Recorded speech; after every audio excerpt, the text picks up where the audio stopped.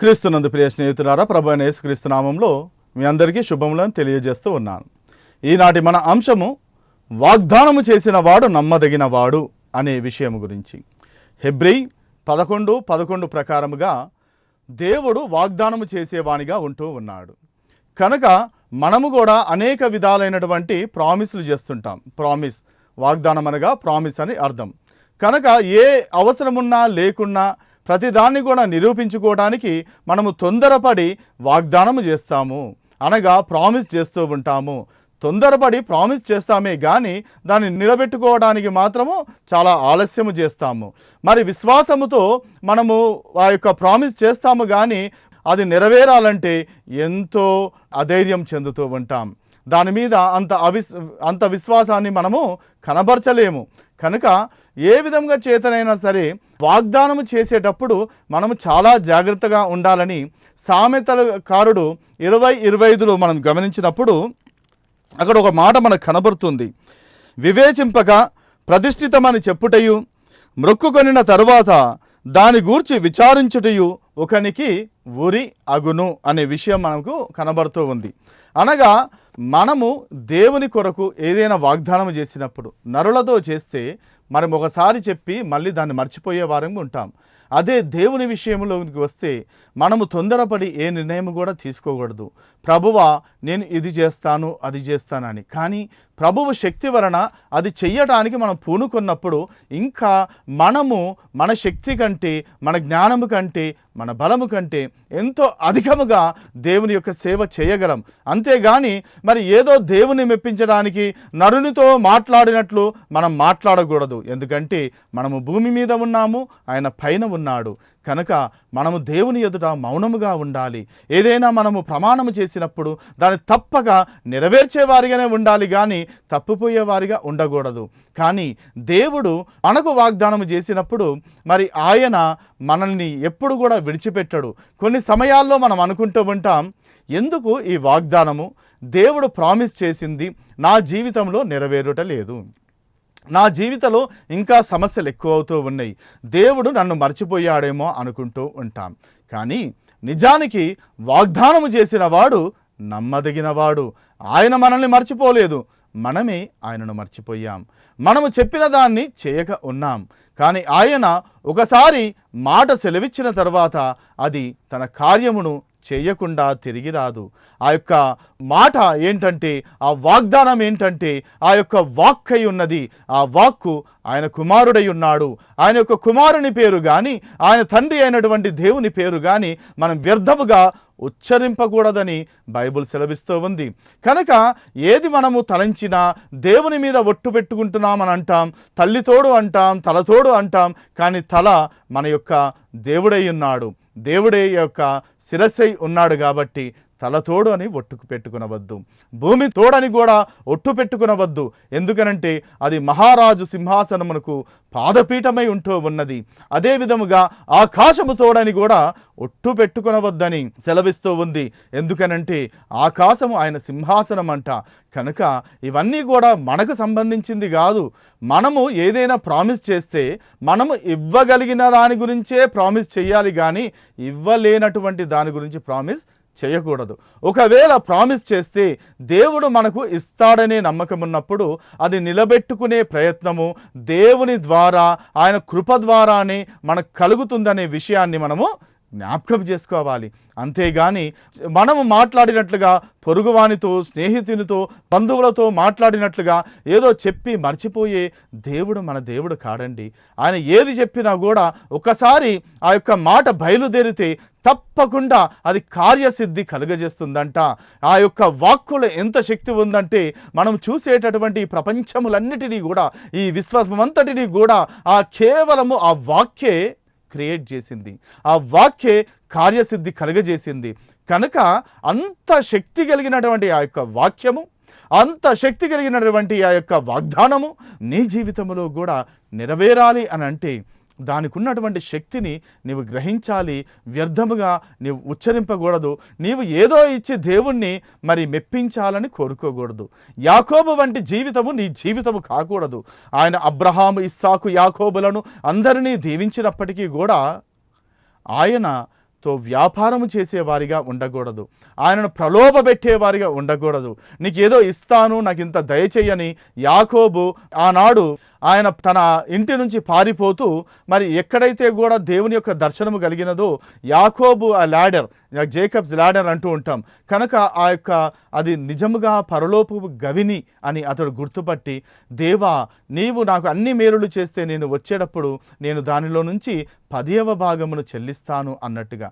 అంటే ఏమని అర్థమవుతుంది? ముందుగా దేవుడు మనకిస్తూ ఉన్నాడు, దానిలో నుంచే మనము దేవునికి ఇస్తున్నాం, అంతేగాని మనకు ఉన్నదాన్ని బట్టి దేవునికి ఇవ్వటం లేదు. ఈరోజు నీవు ఆరోగ్యవంతముగా ఉండి నీవు సకల సుఖభోగములతో తులతూగునట్లుగా చేసేవాడు, ఆయురారోగ్యములతో వర్ధిల్లేటట్టు చేసేవాడు, విరాజిల్లేటట్టు చేసేటటువంటి వాడు యేసయ్య దేవుడు. ఆయన మనకు ఆ యొక్క ఆరోగ్యమును అనుగ్రహించాడు. ఆయన కృప ద్వారా ఈ సమస్త సదుపాయాలను కూడా నీ యొద్దకు తెచ్చాడు, కానీ నీ జ్ఞానము నీ బుద్ధో వీటిని సంపాదించలేదు. సమస్తము కూడా ఆయనవై ఉన్నవి. అంతకంటే ముందుగా నీకివ్వబడినటువంటి ఈ శరీరము, నీకివ్వబడినటువంటి ఈ జీవితము, నీకివ్వబడినటువంటి నీ ప్రాణము, నీ బ్రతుకు అంతా కూడా ఆయనదై ఉన్నది. కనుక మనము కేవలము మనకు కలిగిన వాటిలో 10వ వంతము చెల్లించడమే కాదు, ఆయన ఇచ్చినటువంటి ఆయుష్లో, ఆయన ఇచ్చినటువంటి సమయములో కూడా మనము మరి ఆ యొక్క భాగమును చెల్లించాలి.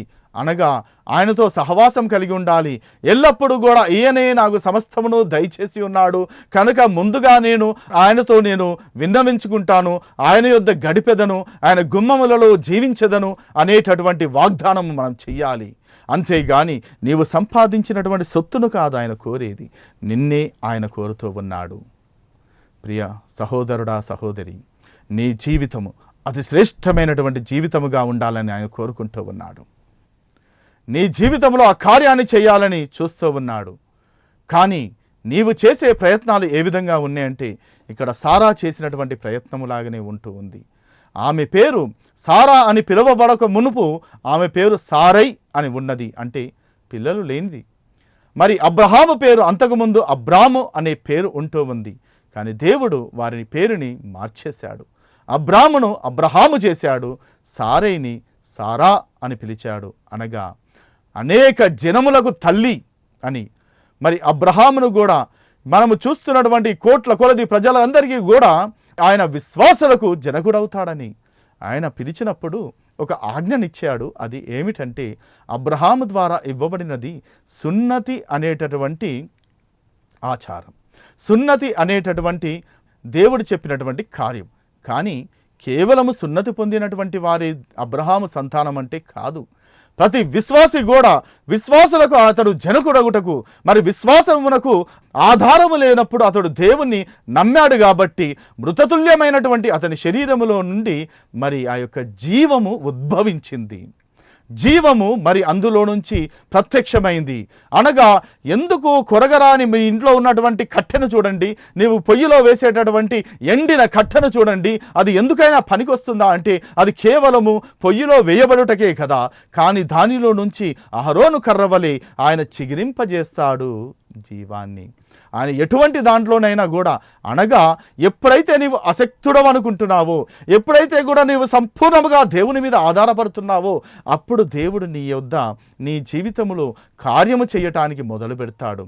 ఎందుకనంటే అంతకు పూర్వము నీ శక్తి కొద్దీ, నీ శక్తి కొంచెము, ఇంకా మిగతాది ప్రభువు చేస్తాడు అని చెప్పి ఆ యొక్క పని జరిగినాక, ఆ యొక్క కార్యము ముగించుకున్నాక, నీకు అవన్నీ కావాల్సినప్పుడు నెరవేరినాక, ఇదిగో నా యొక్క బుద్ధి చేత, నా శక్తి చేత, నా బలము చేత, నాకున్నటువంటి బంధువర్గము చేత వీటిని సంపాదించుకున్నానని నీవు అతిశయపడవచ్చు.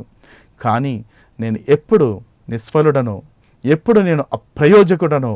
అందుకే దావీదు మహారాజు కూడా నేను పెంటలో పడి ఉన్నానని అంతగా తగ్గించుకున్నాడు. అందుకే దేవుడు అతని యొక్క దీన మనస్సును చూసి దేవుడు అంతగా హెచ్చించడానికి కారణం ఏమిటంటే దావీదు యొక్క తగ్గింపే అతనికి హెచ్చుదలకు కారణమై ఉన్నది. కనుక దేవుని యొద్ద నీవు ఎంత తగ్గించుకుంటే దేవుడు నిన్ను అంతగా హెచ్చిస్తాడు అనే సూత్రాన్ని ఇక్కడ మనము గమనించవచ్చు. ఎందరికో ఇచ్చినటువంటి వాగ్దానము అబ్రహాము జీవితంలో కూడా దేవుని నమ్ముకున్నాడు. ఇక్కడ మనము చూసినప్పుడు విశ్వాసమును బట్టి సారాయు వాగ్దానము చేసిన వాడు నమ్మదగిన వాడని ఎంచుకొనెను గనుక, వాగ్దానము చేసిన వాడు నమ్మదగిన వాడని ఎంచుకొనెను గనుక తాను వయస్సు గతించినదైనను గర్భము ధరించుటకు శక్తి నొందెను అని ఇక్కడ మనం చూస్తూ ఉన్నాం. అనగా ఇక్కడ చెప్పబడినటువంటి విషయాలను మనం గమనించినప్పుడు తన జీవితము చివరి దశకు చేరినది. తాను ఎందుకు ప్రయోజనము లేని దాన్ని అని ఊహిస్తూ ఉంది సారా. కానీ దేవుడు నమ్మకముతో అబ్రహామును 75 సంవత్సరాల కాలములో అతన్ని పిలిచినట్లుగా, ఊరు అనేటటువంటి ప్రదేశము నుంచి అతన్ని పిలిచినప్పుడు అతడు వచ్చినాడు. వచ్చి దాదాపుగా 25 సంవత్సరాలు మరి అనేక ప్రయత్నాలు చేశాడు. ముందుగా మరి దేవుడు వాగ్దానము చేశాడు కాబట్టి మరి అందరికంటే గొప్ప ఐశ్వర్యవంతునిగాను, అందరికంటే గొప్ప జనాంగముగాను, బలవంతునిగాను చేస్తాడని చెప్పి ఈ లోక వ్యాపారము చేసుకున్నంత కాలము కూడా అతనికి ఆ యొక్క వాగ్దాన ఫలము అందలేదు.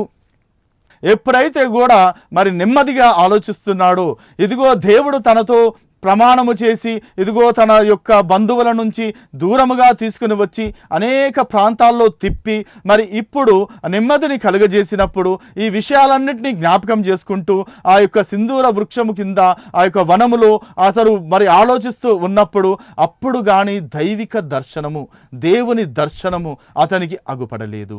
అప్పుడు ఆయన తెలియకనే దేవదూతలకు కూడా ఆతిథ్యం ఇచ్చినటువంటి వానిగా ఉంటూ ఉన్నాడు. అందువలన ఆ యొక్క వాగ్దాన ఫలమును కూడా మరుసటి ఏటికి ఈ సమయానికల్లా నీకు బిడ్డ కలుగుతాడు అనే వాగ్దానం కూడా పొందినట్లుగా చూస్తూ ఉన్నాం. అప్పుడు సారా ఈ వయస్సులో నేను మరి బిడ్డను కంటానని నవ్వినట్లుగా చూస్తూ ఉన్నాం. అందుకే ఆమెకు పుట్టబో బిడ్డకు ఇస్సాకు నవ్వు అనేటటువంటి మాటను పెట్టడం జరిగినది. కానీ మరి దేవుడు వాగ్దానం చేసినాక మనమైతే మర్చిపోతాం. గాడ్ గివ్స్ అండ్ ఫర్గివ్స్ అంట, మ్యాన్ గెట్స్ అండ్ ఫర్గెట్స్ అంట. అది మన యొక్క నైతిక విలువ. కానీ దేవుడు ఇస్తాడు, మరి క్షమిస్తాడు. కానీ మనిషి తీసుకుంటాడు, మర్చిపోతాడు. అటువంటి జీవితం. కానీ దేవుడు ఒకసారి పలికినాక, దేవుడు ఒకసారి మాట సెలవిచ్చినాక అది నిరర్ధకము కానేరదు. మరి ఆకాశమును భూమియు గతించును కానీ నా యొక్క మాటలో ఒక పొల్లైనను సున్న అయినను మరి అది మరి ఫలింపకుండా ఉండదు అని యేసు ప్రభు వారు కూడా దాన్ని నొక్కానించి చెప్పినట్లుగా మనం చూడగలం. కనుక అబ్రహాం అయితే దేవుడు పిలిచినప్పుడు ఏ వాగ్దానము చేత పిలిచాడో, నిన్ను అనేక జనములకు తండ్రినిగా చేస్తానని ఆదికాండం 2:7 వీటిలన్నిట్లో కూడా మనం చూస్తూ ఉన్నాం. అతడికి అర్థం కాలేదు. మొదట జనములకు తండ్రిగా కావాలంటే ఒక్క కుమారుడైనా ఉండాలి, ఒక బిడ్డైనా ఉండాలి. బిడ్డలే లేరు. మరి అతడు అనుకుంటున్నాడు నా దాసుని ద్వారా నాకు సంతానము కలుగజేస్తాడనుకుంటే దేవుడు నీ గర్భ సంతానము నుంచి వాగ్దాన పుత్రుడు పుడతాడు అని మాత్రమే ఆయన సెలవిచ్చినట్టుగా మనం చూస్తూ ఉన్నాం. కనుక ఆ ప్రయత్నం కూడా అయిపోయినాక అతనికి ఇవ్వబడినటువంటి తన యొక్క అర్ధాంగి అయినటువంటి భార్య సారై అంటూ ఉంది కదా, ఇంతకాలం అయిపోయిందయ్యా, ఇక నాకు కుమారులు కలుగటలేదు, కనుక నా దాసిని తీసుకుని వెళ్ళు, ఆమె వలన పుట్టినటువంటి సంతానము చేతనైనా సరే నా సంతానం అని అనుకుంటాను అన్నట్లుగా కూడా మనము చూడగలం. కానీ దేవుడు అంటూ ఉన్నాడు, ఇది కూడా కాదు, నీ గర్భవాసాన పుట్టేదే నేను వాగ్దానము చేసినటువంటి వాడే, నీ సొంత భార్య ద్వారానే నీకు కలుగబోయేటటువంటి బిడ్డ ద్వారానే నేను ఆ వాగ్దానమును సంపూర్తి చేస్తాను. నువ్వు బయటికి వెళ్ళు రా అబ్రహామా అన్నప్పుడు అతడు గుమ్మపు వాకిటి యొద్దకు వచ్చినప్పుడు ఆకాశములో ఉన్నటువంటి నక్షత్రములను లెక్కించమన్నట్లుగా చూస్తూ ఉన్నాం. ఇసుక రేణువులంతగా నీ జనాంగమును వృద్ధి పొందించదనని దేవుడు సెలవిచ్చాడు. కానీ వీటినన్నిటినీ కూడా మరి దేవుడు చెప్పాడు, మరి ఏ విధంగా చేస్తాడని చెప్పి తన సొంత ప్రయత్నం చేయటం మొదలుపెట్టాడు. అనగా ఈనాడు కూడా అనేక సంవత్సరాలుగా గర్భసంతానము లేనటువంటి వారు కూడా తమ జీవితంలో ఇంకా దేవుడు వాగ్దానము చేశాడు, కానీ నన్ను తలగానే నియమిస్తాను కానీ తోకగా నియమించాడన్నాడు. నన్ను చేతులెత్తి ఆశీర్వదించేవానిగాని చేస్తాను కానీ చేతులు జాచేవానిగా చేయలేదని చెప్పి నీవు చేసేటటువంటి ప్రయత్నాలు, నీ సొంత ప్రయత్నాలు అది కాదు దేవుడు ఆశించేది. అది నీ యొక్క కార్యమై ఉన్నది. దాని వలన కలిగే మేలు కన్నా దాని వలన కలిగేటటువంటి అపనిందలు, ఆపదలే ఎక్కువ. కాను దేవుడిచ్చినప్పుడు దాని వలన నీకు దీర్ఘాయువు కలుగుతుంది, సంతోషము కలుగుతుంది, సమాధానాన్ని ఇస్తాడు దేవుడు. నీతో పాటు ఇతరులకు కూడా, నీతో ఉన్న వారికి కూడా మరి దాన్ని ఫలింపజేసేవారిగా, వారిని కూడా ఆశీర్వదించేవానిగా నీవుండాలని ఆయన కోరుకుంటున్నాడు. అటువంటి వాగ్దానాన్ని దేవుడు నీకు ఇస్తాడు. ఏది మనకు మేలుకరమైనదో, ఏది మనకు ఖ్యాతిని కలిగిస్తుందో, ఏది మనకు సంతృప్తినిస్తుందో, ఏది మనకు ఆశీర్వాదమో, ఏది మనకు నిజముగా అవసరమో వాటిని దేవుడు ఎరిగి ఉన్నాడు.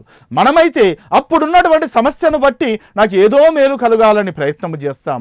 అప్పుడుకున్న సమస్యను కృత్రిమముగా మరి అప్పటికప్పుడు దాని నుంచి బయటపడాలని, విడుదల కలగాలని మనం ప్రయత్నం చేస్తామే కానీ నిజముగా దాని నుంచి పూర్తిగా బయటపడలేము. కానీ దేవుడు నిదానించి చేసిన అది నీకు మేలు కలిగేదిగా చేస్తాను అని అంటున్నాడు. కనుక తన దాసుడి ద్వారా కాదు, మరి ఇంకొక దాసి ద్వారా కూడా అతని యొక్క గర్భసంతానము కాదు, అయినా కూడా అతను కూడా మరి అబ్రహాము దేవుని నమ్మాడు కాబట్టి ఆ యొక్క కుటుంబాన్ని కూడా, ఇజ్మాయేలీలను కూడా దేవుడు దీవించాడు. కానీ వాగ్దానము చేసినటువంటి వాడు మాత్రము తన సొంత భార్య నుంచి తన యొక్క గర్భవాసాన పుట్టాలన్నది దేవుని యొక్క నెరవేర్పై ఉన్నది.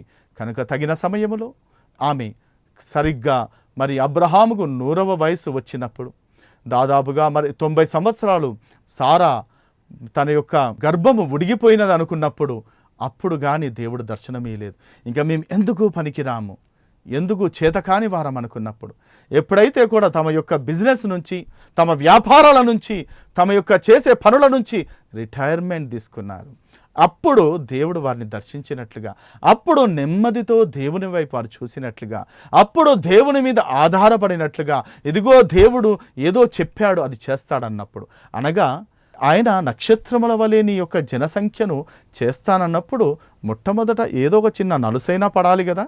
అందుకే మొట్టమొదట అబ్రహాముకి ఇచ్చినది ఒకే ఒక సంతానం, అతడి ఇస్సాకై ఉన్నాడు. కానీ నీ గర్భవాసాన పుట్టిన వారిని మరి తరతరాలు కూడా, యుగ యుగాల్లో కూడా, అన్ని జనాల్లో నుంచి కూడా నేను గొప్ప జనాంగంగా చేస్తానని ఆయన వాగ్దానం ఇచ్చాడు. మరి అబ్రహాముకు పుట్టినది ఒకడే కుమారుడు, ఆ ఒక్క కుమారుడైనటువంటి ఇస్సాకుకు పుట్టినది కూడా 2 కుమారులు. అయినా కూడా ఒకడు వాగ్దానము చేయబడినటువంటి వాడు, మళ్ళీ ఆ వాగ్దానము చేయబడినటువంటి ఆ యొక్క యాకోబును ఇజ్రాయేలుగా మార్చివేసి అతని గర్భ సంతానములో నుంచి 12 మంది గోత్రకర్తలను పుట్టించినటువంటి దేవుడు, దాని తర్వాతి కాలములో ఆ 12 మంది ద్వారా 70 మందిగా వారు అయినట్లుగా చూస్తున్నాం. తర్వాత వారు ఆ యొక్క ఐగుప్తు దేశం నుంచి బయలుదేరినప్పుడు కాల్బలమే 6 లక్షలుగా ఉందంట. అంటే ఆ జనాంగము 20 లక్షలు 30 లక్షలు జనాంగముగా వృద్ధి పొందినట్లుగా, అంటే అబ్రహాము జీవితములో మరి ప్రవేశపెట్టబడినటువంటి ఆ యొక్క వాగ్దానము ఏ విధంగా అయితే చిగురించిందో, ఆ యొక్క చిగురు అనేది ఈ భూలోకమునంతటిని కూడా పచ్చగా చేస్తూ ఉంది. దేవుని యొక్క ఆశీర్వాదము ఆయన బిడ్డల ద్వారా, ఆ బిడ్డలు నడుస్తున్న త్రోవలో, వారు జీవిస్తున్నటువంటి విధానములో, వారు బ్రతుకుతున్నటువంటి బ్రతుకంతటిలో మరి వారిని ఒక సాక్ష్యముగా చేసుకొని దేవుడు ఈ కార్యాన్ని చేస్తున్నట్లుగా మనం చూడగలం. కనుక ఈ సారా కూడా అంటూ ఉంది, తాను వయస్సు గతించినదైనను గర్భము ధరించుటకు శక్తి పొందెను. అంటే ఆమె తిరిగి గర్భము ధరించడానికి శక్తి ఎక్కడి నుంచి వచ్చిందండి? అప్పటికే ఆమె యొక్క కాన్పు ఉడిగిపోయినది, శరీరము మృతతుల్యమైపోయినది, ఎందుకు పనికిరాననుకుంటుంది. మరి దేవుడు ఒకసారి వాగ్దానం చేశాడు కాబట్టి, మరి ఆ యొక్క హాగరు ద్వారా మరి ఇజ్మాయేలును కన్నప్పటికీ, సారా ద్వారా మరి ఇస్సాకును కన్నప్పుడు, కెతూరా ద్వారా ఇంకొకరిని కన్నప్పుడు, అంటే దేవుడు ఒకసారి ఫలించడం మొదలు పెడితే అది ఫలింపజేస్తూనే ఉంటాడు. ఒకసారి నీ జీవితంలో ఆశీర్వాదం అనేది మొదలవుతే ఎల్లప్పుడూ కూడా నీ జీవితంలో ఆశీర్వాదాలు మెండుగానే మొదలవుతూ ఉంటాయి. అంతేగాని అది పోగొట్టుకోవాలంటే అది నీ వలనే అవుతుంది. దేవుడు ఇచ్చినాక తీసుకునే దేవుడు కాదు. నీవు వాటిని పోగొట్టుకుంటావు. ఆశీర్వాదం నీ చెంతనే ఉంటుంది, ఆయన యొక్క కృపావరాలు నీ చెంతనే ఉంటేవి, కానీ దాన్ని అనుభవించేటటువంటి కృప నీకు లేకుండా పోతుంది. కనుక మనము చాలా జాగ్రత్తగా ఉండాలని ఆయన కోరుకుంటూ ఉన్నాడు. కనుక ఈ వాగ్దానాలన్నీ కూడా ఒక విధంగా చెప్పాలి అని అంటే, ఓల్డ్ టెస్టిమెంట్లో మరి హెబ్రీ భాషలో మనం చూస్తే ఈ వాగ్దానం అనేటటువంటి దానికి ఈ సరైన పదము లేకుండా ఉన్నది. అది మాట సెలవిచ్చెను, సే అనేటటువంటి మాటగా ఉంటూ ఉంది. అంతేగాని మరి ఎక్కడ కూడా వాగ్దానం అనే మాట మనకు కనబడదు. కానీ క్రొత్త నిబంధనలోనికి వచ్చేసరికి ఎన్నో వాగ్దానాలు ఉన్నాయి. అవన్నీ కూడా క్రీస్తు యేసునందు మరి అవి సంపూర్ణమైనట్లుగా మనం చూడగలం. 2 కొరింథీ 1:20 చూసినప్పుడు వాగ్దానములు ఎన్ని అయినను క్రీస్తు యేసునందు సంపూర్ణమైనట్లుగా మనము చూస్తూ ఉన్నాం ఈ విషయాలను. దేవుని వాగ్దానములు ఎన్ని అయినను అన్నియు క్రీస్తునందు అవునన్నట్టుగానే ఉన్నవి అని మాటను మనకిక్కడ కనబడుతూ ఉంది. కనుక అన్ని విషయాలు కూడా మనం అనుకుంటాం మన జీవితంలో మనకున్నటువంటి సమస్యను బట్టి ఈ వాగ్దానం పొందితే బాగుంటుంది. న్యూ ఇయర్లో ఒక వాగ్దానం తీసుకుంటాం, మళ్ళీ ఇంకేదో సమయంలో ఉన్నప్పుడు ఏదో ఒక వాగ్దానం కావాలనుకుంటాం. కానీ దేవుడు అనునిత్యము నీవు చదివేటటువంటి బైబిల్ రీడింగ్ ద్వారా, నీవు చదివేటటువంటి పరిశుద్ధ గ్రంథము ద్వారా, నీవు ఇంకా ఏదో దేవుని యొక్క వాక్యం వినుట ద్వారా ఏదో ఒక వచనమును బట్టి నిన్ను దీవిస్తాడు తప్పకుండా. అది నీ యొక్క సమస్యకు సరిగ్గా సరిపోతుంది తప్పకుండా. కనుక నీవు నమ్ముట వలననే ఆ యొక్క సారా గర్భము ధరించింది అనే విషయాన్ని నువ్వు జ్ఞాపకం చేసుకో. అంతేగాని మన శక్తి, మన బలము వీటిని గురించి నువ్వు ఆలోచించకు. అది ఏ విధంగా చేయాలో దేవునికి ఎరుక, దేవునికి తెలుసు. కనుక నీకు ఒకసారి ప్రామిస్ చేసినాక అది నెరవేరుస్తాడు, నెరవేర్చబడుతుంది. నీవు ఇప్పుడు చూడవలసినది అది నీ జీవితంలో నెరవేరినట్లుగా, దాని వలన నీవు ఏ విధంగా అయితే ప్రతిఫలము పొందుచూ ఉన్నామో, ఆశీర్వదింపబడుతున్నావో దానినే నీవు చూడు. కానీ ఇది ఎట్లా అవుతుంది అని మాత్రం నీవు చూడకు. అది ఏ విధంగా జరుగుతుంది అని నీవు ప్రశ్నించకు. అది దేవుని యొక్క కార్యం. నీకు జీవమిచ్చినటువంటి దేవుడు నీకు గర్భఫలాన్ని ఇవ్వడా?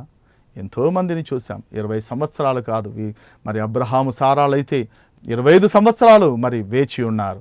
అదే విధముగా నీవు కూడా దేవుని చెంత, దేవుని పాదముల యొద్ద కనిపెట్టుకుని ఉన్నప్పుడు తప్పకుండా దేవుడు నీవు ఇప్పుడు తీసుకున్నటువంటి నిర్ణయము, ఇప్పుడు నీవు చూపించినటువంటి విశ్వాసము నిన్ను తరతరాలకు యుగయుగాలకు కూడా దేవుడు నిత్యము నిన్ను స్థిరపరిచి స్థాపించాలని ఆయన కోరుకుంటున్నాడు. అటువంటి గొప్ప ఆశీర్వాదాన్ని ఇవ్వాలనుకుంటున్నాడు. అందుకే ఇస్సాకు వలననేదే నీ యొక్క గర్భసంతానము, ఆయనే వాగ్దాన పుత్రుడు అన్నాడు కానీ ఇస్మాయేలీల వలన కాదు. కనుక మరి ఒకడు శారీరకంగా పుట్టాడు, ఒకడు వాగ్దాన పుత్రునిగా పుట్టాడు. మళ్ళీ వాగ్దాన పుత్రునికి పుట్టినటువంటి యాకోబును కూడా దేవుడు పిలిచాడు. యాకోబును పిలిచాడు, ఏశావును ద్వేషించానని సెలవిచ్చాడు. కనుక యాకోబు జీవితాన్ని కూడా ఒకప్పుడు మోసగాడై ఉన్నటువంటి యాకోబును ఏ విధంగా దేవుడు ఇజ్రాయేలుగా మలిచాడో, తన యొక్క చేతులతో మార్పు చేశాడో అది మనం గమనించాలి. కనుక ఒకప్పుడు మోసగాడుగా ఉన్న యాకోబు ఇప్పుడు రాజులని ఆశీర్వదించేవానిగా చూస్తూ ఉన్నాం. ఫరోనే ఆశీర్వదించినటువంటి వానిగా మనం చూడగలం. తర్వాతి యొక్క వాగ్దానము దావీదునకు ఇవ్వబడినటువంటి వాగ్దానము. 2 సమూయేలు గ్రంథం 7వ అధ్యాయము మనం 28వ వచనంలో మనం గమనించినప్పుడు కూడా, యెహోవా నా ప్రభువా, మేలు దయచేయుదునని నీవు నీ దాసుడనైన నాకు సెలవిచ్చుచున్నావే. నీవు దేవుడవు గనుక నీ మాట సత్యమే. దయచేసి నీ దాసుడనైన నా కుటుంబము నిత్యము నీ సన్నిధిని ఉండునట్లుగా దానిని ఆశీర్వదించుము. యెహోవా నా ప్రభువా, నీవు సెలవిచ్చి ఉన్నావు. నీ ఆశీర్వాదమునుంది నా కుటుంబము నిత్యము ఆశీర్వదింపబడునుగాక. ఎంత చక్కటి ప్రార్థన దావీదు చేస్తున్నాడు. ఎంత గొప్ప విశ్వాసము దావీదుకున్నది. ఎంత గొప్ప విశ్వాసాన్ని ప్రకటిస్తున్నాడు దావీదు. కనుక అటువంటి విశ్వాసం మనకు ఉండాలి. తానే ఆ మందిరము కట్టించినప్పటికీ కూడా దేవుడు చెప్పినటువంటి ఆ యొక్క వాగ్దానమును బట్టి అతడు అంటూ ఉన్నాడు, యెహోవా నా ప్రభువా, నీవు దేవుడువు కనుక నీ మాట సత్యమే. ఆ మాటనే మనం పలకాలి. నీ మాట సత్యమే, నువ్వు తప్పక ఆ కార్యం జరిగిస్తావు దేవా.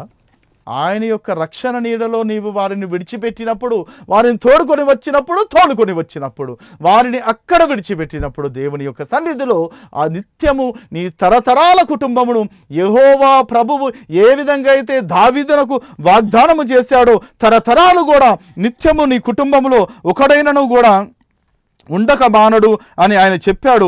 ఆ విధంగానే ఉంటుంది. ఇక్కడ చూడండి 2 సమూయేలు 7:15 చూస్తే, నిన్ను స్థాపించుటకై నేను కొట్టివేసిన సౌలునకు నా కృప దూరమైనట్టు అతనికి నా కృప దూరము చెయ్యను. నీ మట్టుకు నీ సంతానమును నీ రాజ్యమును నిత్యము స్థిరమగును అని. కనుక మరి ఎంతోమంది వచ్చారు కానీ ఎవ్వరూ నిలబడలేదు. కానీ దావీదు సంతానములో మాత్రము తర్వాతి కాలములో పరిపాలించిన వారందరూ కూడా దావీదు సంతానమే. అప్పటి నుంచి యేసుక్రీస్తు వరకు కూడా యేసుక్రీస్తు ప్రభువారు కూడా దావీదు వేరు చిగురని చెప్పబడినట్టుగా మనం చూస్తూ ఉన్నాం. అటువంటి గొప్ప కార్యమును దేవుడు నిత్యము నిరతము నిరంతరము కూడా ఆనాడు దావీదునకు చేసినది ఈనాడు యేసుక్రీస్తు ద్వారా నీ జీవితంలో నీ యొక్క కుటుంబానికి ఆశీర్వాదకరముగా నిన్ను చేయాలని ఆయన కోరుకుంటూ ఉన్నాడు. కనుక ఈ ఆశీర్వాదాలు ఏ విధంగా ఉంటాయి అని అన్నప్పుడు, ఏ విధంగా ఆయన యొక్క వాగ్దానం ఉంటుంది అన్నప్పుడు, రాబోయేటటువంటి లోకములు అనగా యాకోబు 2:5 మనం గమనించినప్పుడు పరలోక రాజ్యాన్ని ఆయన అనుగ్రహిస్తున్నాడు అని మరి వాగ్దానం ఉంటూ ఉంది. అదే విధముగా 1 తిమోతి 4:8 మనం చూస్తే నిత్య జీవ కిరీటము, నిత్య కిరీటము, నీతి కిరీటాన్ని ఆయన మనకు అనుగ్రహిస్తాడనే విషయాన్ని కూడా మనం అక్కడ గమనించవచ్చు. అదే విధముగా యేసుక్రీస్తు ప్రభువారు తిరిగి రానేయున్నాను అనేటటువంటి మాటను కూడా మనం జ్ఞాపకం చేసుకోవాలి. అదే విధముగా యేసుక్రీస్తు ప్రభువారిని మనకు రక్షకుని మరి ఆయన వాగ్దానము చేశాడు, ఆయన వచ్చాడు. మరి యేసుక్రీస్తు ప్రభువారు కూడా తదనంతరము పరిశుద్ధాత్మ మీ మీదికి దిగి వస్తాడన్నప్పుడు ఆ వాగ్దానమును బట్టి ఈనాడు నీ ఆత్మలో నీతో మాట్లాడుచున్నటువంటి ఆ యొక్క ఆత్మస్వరాన్ని నీవు వినలేవా?